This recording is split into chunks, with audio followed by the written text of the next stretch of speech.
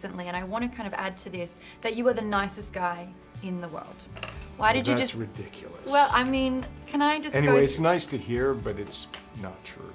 That's what Keanu Reeves says every single time someone calls him the nicest guy in Hollywood. His co-stars disagree. His fans disagree. Even total strangers who have spent 5 minutes with him disagree. So either everyone around him is lying, or Keanu Reeves is hiding something a lot more interesting than nice. Because here's the part nobody talks about. This is a man who has buried a best friend, a daughter, and the mother of that daughter. A man who trained for his biggest role while secretly recovering from a spinal injury that could have ended his career before it started. A man who was legally silenced for a year after being tricked into a movie he never wanted to make. If anyone had a right to be bitter, it's him. Instead, he became this.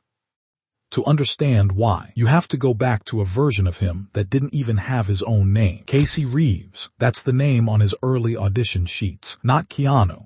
His agents decided Keanu was too foreign, too strange for a leading man in Hollywood. So for a while, he erased himself just to get in the room. Born in Beirut, dragged through Australia, New York, and finally Toronto. His father walked out when he was 3 and later went to prison for drug offenses. Dyslexic, restless, bounced through 4 high schools in 5 years. He found the only place that made sense to him on the ice, playing goalie so relentlessly they nicknamed him The Wall. Then an injury took that away too. At 15, his sister Kim pushed him toward acting instead. A year later, he was driving 8 hours from Toronto to New York for classes most people would have quit after week 1. He eventually took his real name back. He decided the cool breeze didn't need to hide, but reclaiming his name was the easy part. What Hollywood asked him to sacrifice next would nearly break his body. Before Neo ever swallowed that pill, Will Smith turned the role down. So did Nicolas Cage. So did Brad Pitt. Keanu was the one left standing. And what it cost him, almost nobody knew until years later. During training, he was losing feeling in his hands, losing his balance. A doctor put a metal plate in his neck. He told no one on set. If the studio found out, he knew they'd replace him. So he trained in a neck brace, iced his body every night, and said nothing. That same silence, that same refusal to complain, is why he gave up millions in pay just so Al Pacino, who'd already said no 3 times, could join the devil's advocate. It's why he did the same thing again for Gene Hackman. And when The Matrix made him hundreds of millions, he didn't buy an island. He rerouted $75 million of his own profits to the crew who built the world around him, then bought every stunt performer a Harley Davidson. Decades later, on the set of Good Fortune, he fractured his knee in an accident and simply kept working. Director Aziz Ansari had one word for it: angelic. But generosity like that makes you a target. And in 1998, it almost got him legally trapped. A friend, a favor after a hockey game, a verbal yes to a 2-day cameo. That's all Keanu thought he agreed to. But according to Keanu, that friend forged his signature and turned a cameo into the lead role of a film he never wanted to make. Suddenly, one of the biggest stars on the planet was locked into a movie for union minimum wage, while everyone around him made millions. He couldn't prove the forgery. A lawsuit would have taken years. So he showed up anyway, every single day,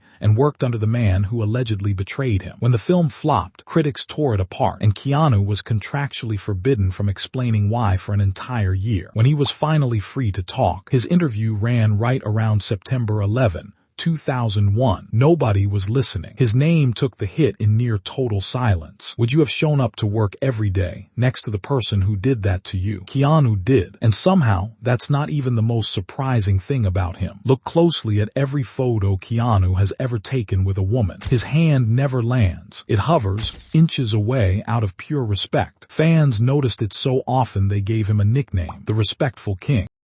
It was really, it was hard for me to really be serious. Like he would look at me and I'd be like, She obviously didn't know I had a crush on her either. oh, wow. But I think we're probably friends for that long because we didn't, yeah, right, that.